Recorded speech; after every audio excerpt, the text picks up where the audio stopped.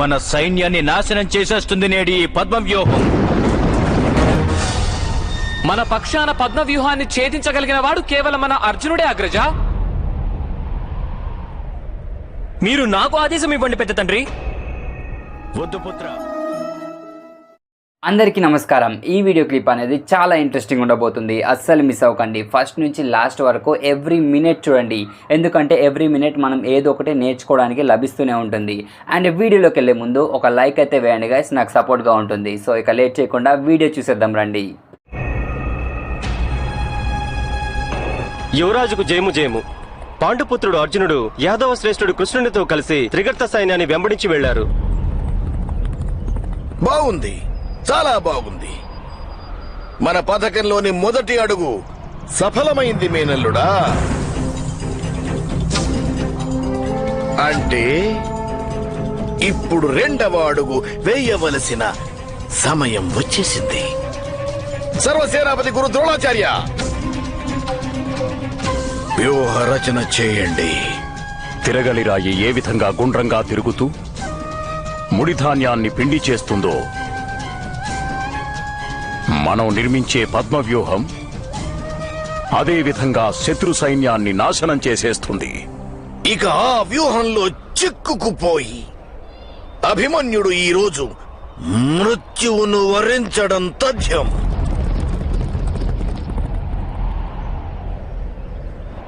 యుద్ధం 13వ రోజు.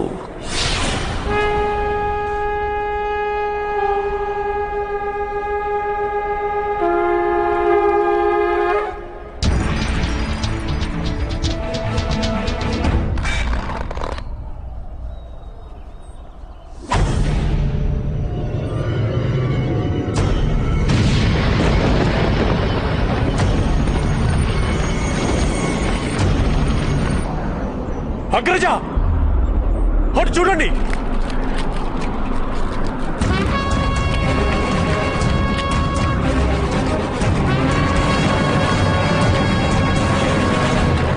ఇందుకేనా అర్జునుణ్ణి ఈరోజు రణభూమి నుండి దూరంగా పంపారు?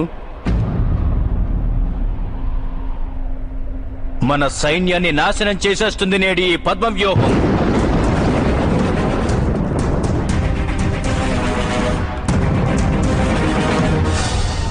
మన పక్షాన పద్మవ్యూహాన్ని ఛేదించగలిగిన వాడు కేవలం మన అర్జునుడే అగ్రజ. మీరు నాకు ఆదేశం ఇవ్వండి పెద్ద తండ్రి. వద్దు పుత్ర. వర్తమానంలో ఓడిన భవిష్యత్తును రక్షించుకోవటమే ఉచితం. కానీ భవిష్యత్తును ఓడిపోయి వర్తమానాన్ని రక్షించుకోవాలనుకోవటం మూర్ఖత్వం. నీవు మా భవిష్యత్తు పుత్ర. నీవు మరణించే అవకాశం ఉందని తెలిసి కూడా నిన్ను మేము వెళ్లనిస్తే మీ మాత సుభద్రకు, జ్యేష్ఠమాత పాంచాలికి ఏం సమాధానం ఇవ్వగలం పుత్ర? మాత, నా మనసు ఎంతో కలవరపడుతోంది. దాసీలనుకుంటున్నారు పద్మవ్యూహాన్ని నిర్మించింది నా నాథుని వధించేందుకేనని. యుద్ధంలో అన్ని వ్యూహాలు శత్రువులను వధించేందుకే రచిస్తూ ఉంటారు ఉత్తర. కానీ ఈ విషయమై నీవు దిగులు పడకు. అభిమన్యునికి ఈరోజు ఏ హాని జరగదు. నలుగురు పాండుపుత్రులు వాణ్ణి రక్షిస్తూ ఉంటారు. నేను నా జీవన పర్యంత పుణ్యమంతటిని ఏకం చేసి ఒక రక్షరేకుగా మార్చి వాని బాహువుకు కట్టి పంపాను రణభూమికి. నాకు పూర్తి నమ్మకం ఉంది, అభిమన్యుని బాహువుకు రక్షరేకు ఉన్నంత వరకు మహారథులు కూడా వానిని సమీపించడం సాధ్యం కాదు.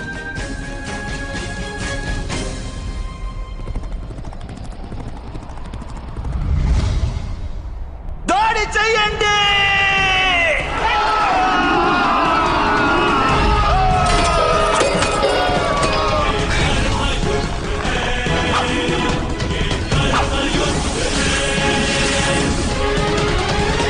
పద్మవ్యూహంలో ప్రవేశించే మార్గం ఏమిటో నాకు బాగా తెలుసు. ప్రవేశించే మార్గం అయితే నీకు తెలుసు పుత్ర. పద్మవ్యూహాన్ని ఛేదించి తిరిగి వచ్చే మార్గం సులభం కాదు. నీకు ఆ విధానం తెలియదు పుత్ర. సామ్రాజ్ఞికి జయము జయము. ఒక రక్షరేకు శిబిరం బయట పడి ఉన్నది.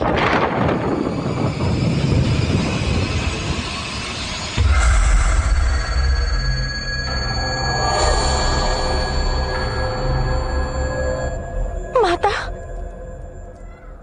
ఏమిటిది? మాత,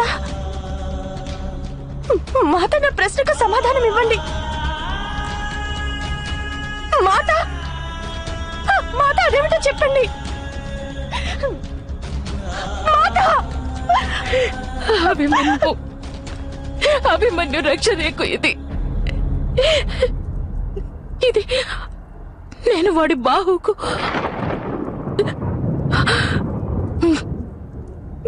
విధి ఎంత బలీయమైనది ఉత్తర. ఈ రోజునే ఇది ఇలా వాడి చేతి నుంచి జారి పడిపోవాలా? ఉత్తర,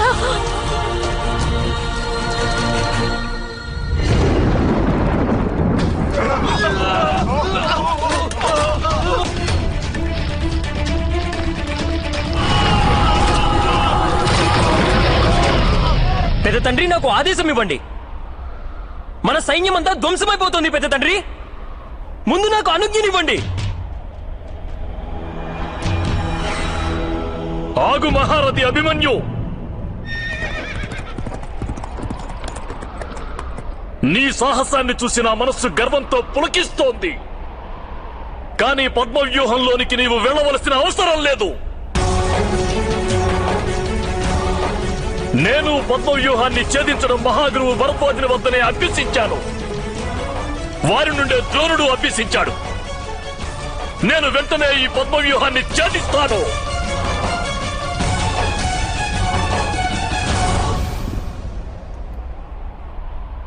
పదసారథి, హర హర మహాదేవ, హర హర మహాదేవ, హర హర మహాదేవ, హర హర మహాదేవ.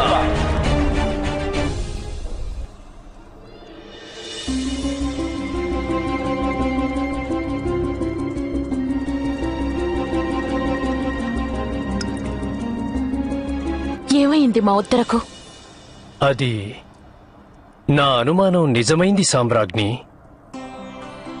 ఇదంతా సర్వేశ్వరుని లీల. భయంకరమైన మృత్యుఘోషల మధ్య సర్వేశ్వరుడు నవజీవన వీణావాదాన్ని వినిపిస్తున్నాడు. అవును సామ్రాజ్ఞి, మీ కులవధువు గర్భం ధరించింది. అక్కయ్య, ఉత్తర క్షేమంగానే ఉంది కదా?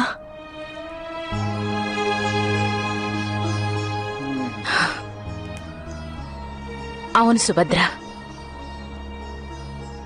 క్షేమంగానే ఉంది. నేను నీకొక శుభవార్త చెప్పాలి. మన ఉత్తర గర్భం దాల్చింది సుభద్ర. నిజమా అక్కయ్య?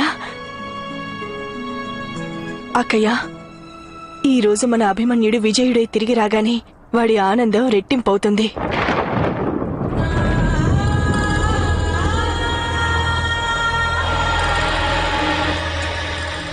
ఎవరక్కడా? రణభూమి నుండి సమాచారం తెలుసుకునిరా. త్వరగా వెళ్ళు.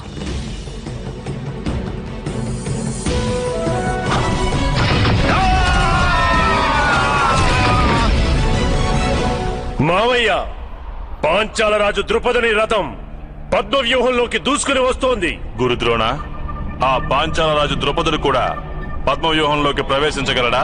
అవశ్యం. మా పితృదేవులు భరద్వాజ మహర్షి ఆశ్రమంలో స్వయంగా నేనే వారికి పద్మవ్యూహాన్ని నేర్పించాను. గాంధారరాజు మరచినట్లున్నారు. ద్రుపదుడు గురుకులంలో నాకు మిత్రుడు, సహపాఠి అని. మన పథకం విఫలమవుతుంది మామయ్య. మనం ఈ రోజు అభిమన్యుని హతమార్చలేం మామయ్య. కంగారు పడకు మేనల్లుడా. ఏ విషయమైనా అన్ని పక్షాల నుండి ఆలోచించకుంటే దానిని నేను పథకమనను, స్వప్నమంటాను. అయినా స్వప్నాల పట్ల నాకు విశ్వాసం లేదు. ఇది నీకు బాగా తెలుసు. ఇది నేను వేసిన పథకం ఎన్నడూ విఫలం కాలేదు. అభిమన్యుడు ఈ రోజు అవశ్యం మరణిస్తాడు. మహాదేవా, నీవు మృత్యువును శాసించగలవు. నీ నిర్ణయాన్ని మేము ఎల్లప్పుడూ శిరస వహిస్తూ ఉంటాం. కానీ ఈరోజు మాపై నీ కృపను చూపించు ప్రభు. మా పుత్రుడు అభిమన్యుని ఈ ఒక్కరోజు సజీవంగా ఉండనివ్వు తండ్రి.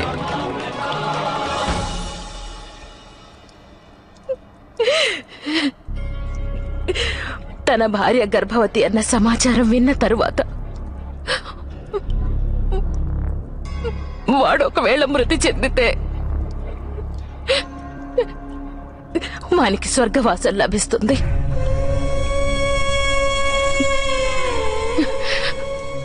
అభిమన్యుని జీవితాన్ని యాచించడం లేదు ప్రభు. కేవలం వాని స్వర్గవాసానికై నిన్ను ప్రార్థిస్తున్నాను. నా పుత్రుడు అభిమన్యునికి ఒక్కరోజు జీవితాన్ని వరంగా ప్రసాదించమని ప్రార్థిస్తున్నాను. ఈ ఒక్కరోజు.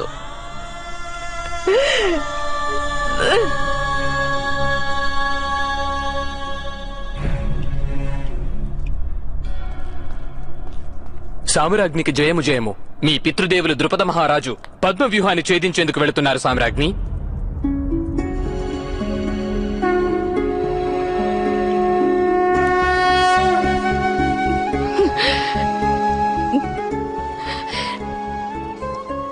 నా ప్రార్థన ఫలించింది సైనిక.